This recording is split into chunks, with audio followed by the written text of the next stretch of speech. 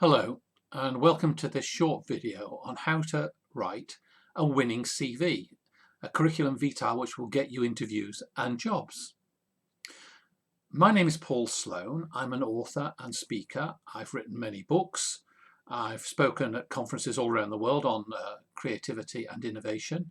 I worked in manufacturing and sales. I was a marketing director, a managing director, a CEO. I've hired a lot of people. I've seen some great CVs. I've seen many terrible CVs. And what an employer is looking for in a CV is a student, in your case, who is conscientious, who is hardworking, who will turn up in the morning and do the job. And your CV has to communicate those qualities. So in the course of your career over the next 40 or 50 years, you will write many CVs. You will revise your CV, you will improve it, you will add the experiences, you will add keywords for the search engines as you go along. But right now you need a CV that will get you started, get you a first interview for a summer job or a permanent job after leaving school. So what should you put in? And you may say, Paul, there's nothing I can put in my CV. I haven't done very much. Well, if you search around, there are things you have done, and there are some elements you should put in your CV. And I would recommend that you structure it with 4 sections. The first section is a profile, 1 or 2 sentences which describe who you are. And my name is John Jones. I'm a student. I love working on models and in technical subjects. I plan to do an engineering apprenticeship when I leave school. My name is Jane Smith. I'm an enthusiastic and hardworking student. I plan to study economics at university. So something like that just sets the scene is your opening statement.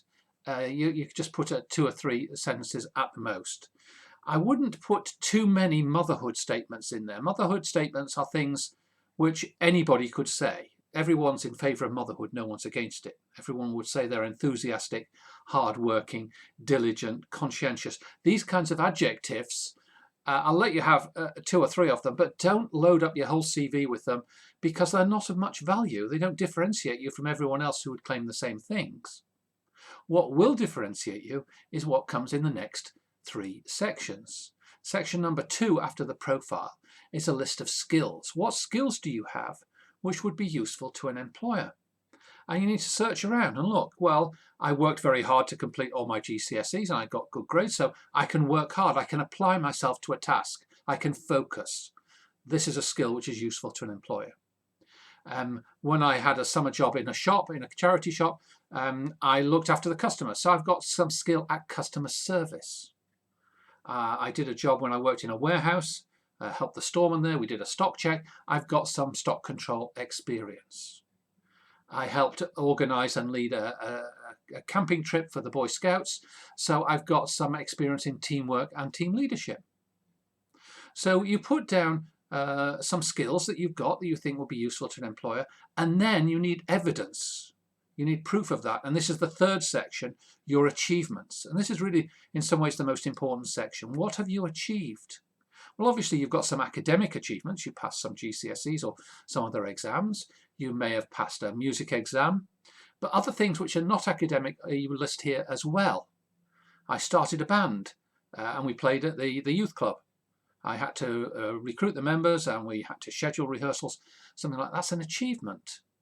I completed a Duke of Edinburgh's award where we walked through the Welsh Brecon Beacons.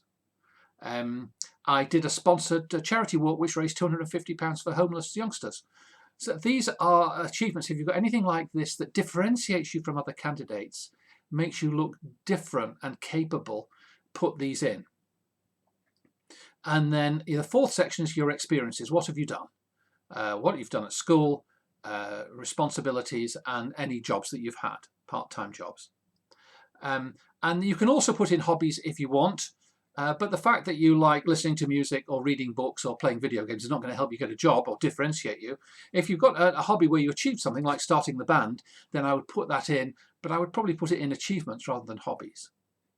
So those are the 4 main sections: your profile, your skills, your achievements, and your experiences. And the whole thing should have a nice layout. It should be easy to read. It represents you. It should be clear. It should be concise. It should be easy to read and well laid out and neat. And once you've done it, once you've prepared your CV, get it checked. Have somebody else read through it, somebody who you trust in terms of their spelling and grammar. There's nothing worse than a CV which has got typos in, which has got errors in punctuation, in grammar, in spelling, apostrophes in the wrong place. And if I'm an employer and I receive a lot of CVs for a position, those that have got errors in them, I'll just put straight away on the reject pile. I can't trust you. I can't trust you to get your CV right, I can't trust you to do my office work right. So get it checked. I'll say a word now about personal statements. And a personal statement for a university application or college application is similar to the CV but different in many ways. So it won't list quite the same things. And what you're trying to communicate here to the potential recruiter is your commitment to the course and to academic study. So it's much more academic, and you have to show that you are enthusiastic for the subject. They want somebody who will complete the course, who will spend 3 years studying and going to lectures and doing the course. They don't want someone who's going to drop out. So you have to show a level of commitment, academic commitment. And it's no good just saying, I'm passionate about archaeology, and assuming they'll take that as read. You have to show some evidence in the same way that in the CV you show evidence achieved by achievements. So you might say, I've read these books on archaeology, I wrote this paper, I went on a dig.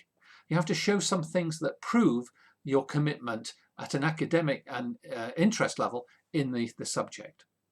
So I hope that helps. I hope those are useful tips for you. Above all, lay it out, work on it, revise it, get it checked, revise it, improve it, send it off. With any luck, you'll get called for interview. And if you do a great interview, you'll get a great job. I wish you good luck and great success.